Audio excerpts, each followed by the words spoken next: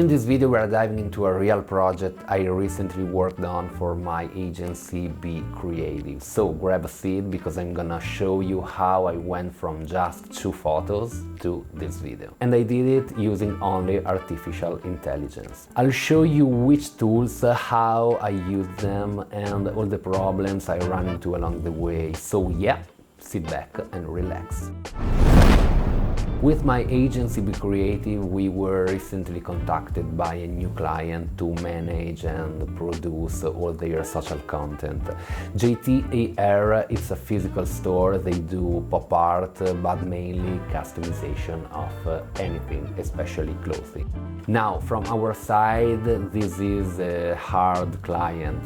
The type of content, the amount of content, really not easy, and I won't go into details on how we were handling it here because I want to stick to the point of this video. But honestly, it's a super interesting topic, so if you like me to break it down in a dedicated video, drop it in the comments.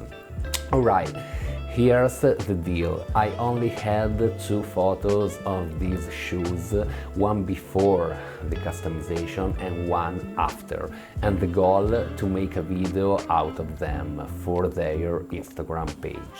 Step 1, the images. First thing, I needed both photos on the same background, same format, just the shoes and nothing else. I tried different models, ChatGPT, Midjourney, Nano Banana, but the problems were always the same. Let's start with the original product photo, the before photo. Every model tried to make the shoes look nicer, cleaner, sharper, but these were used shoes, that's the point. And for example, the word DaVinci on the shoe faded, almost gone. The AI insisted on restoring it, making it perfect, which destroyed the authenticity. After a lot of tweaking, I finally got a result that worked, pretty faithful to the original. Now the after photo, the customized shoe. This was so much harder, took me way longer, and the issue was always the same, the writings. Every model misread them and always gave me the same 2 words, resilience and flurb. No matter how precise my prompts were, every single time, same mistake. So here is how I solved it. On ChatGPT I asked it to simply cut out the shoe, remove the background, don't touch anything else, and it worked perfectly. Then I downloaded the PNG, re-uploaded it and typed, put this image on a pink background, don't change anything, give me a 9:16 format. Boom, done. Now I had my 2 images before and after, same color, same positioning, and it's time to animate them. All the animation you are about to see I made inside Higgsfield AI using different models. For the opening I wanted a painting effect, like the shoe were coloring themselves from the original to the final.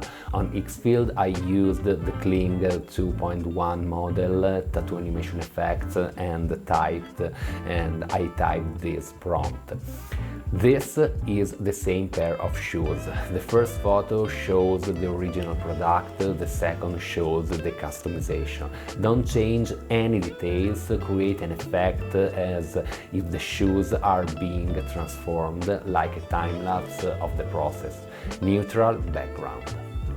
And I really loved the result, so I moved on. For the second clip I wanted movement. I used the Higgsfield standard FPV drone effect, set a starting frame and an ending frame that I generated earlier in ChatGPT. And the result, not amazing, but useful. I'll take a couple of seconds from it, zoom in, zoom out, maybe reverse it. We're going to see in the edit phase. Closing clip.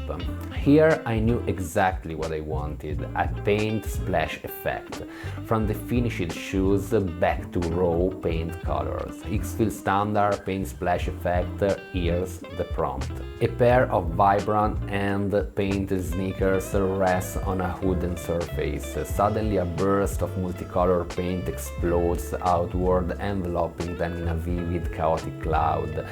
As the explosion fades, the sneakers vanish, only color remains. The result, exactly what I had in mind. Now it was time for DaVinci Resolve. I picked the music from Artlist, it took me a while to find the right mood, the right beat, and imported everything, synced it up.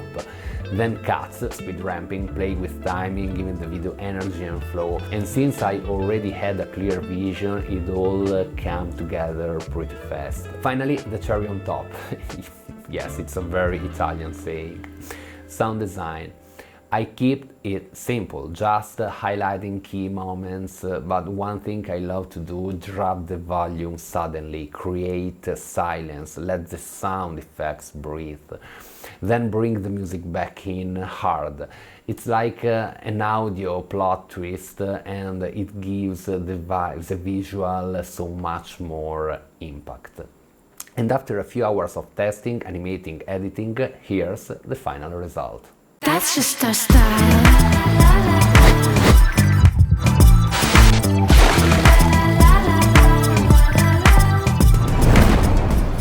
Guys, let me know in the comments what you think. The process was definitely long, but honestly I couldn't have reached this result in any other way. I just need to speed it up so I can actually use this workflow in real production. After this first experiment, I'm sure the next ones will be faster, especially solving the issue with text generation.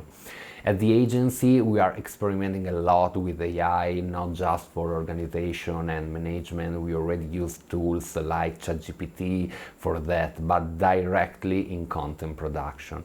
This is a huge for clients who are constantly making new products where it's impossible to film everything manually. This is actually the first client where we are officially integrating one weekly AI-generated content into their editorial calendar. And trust me, there's so much more coming. So, alright guys, that's for today, and see you in the next one. Bye.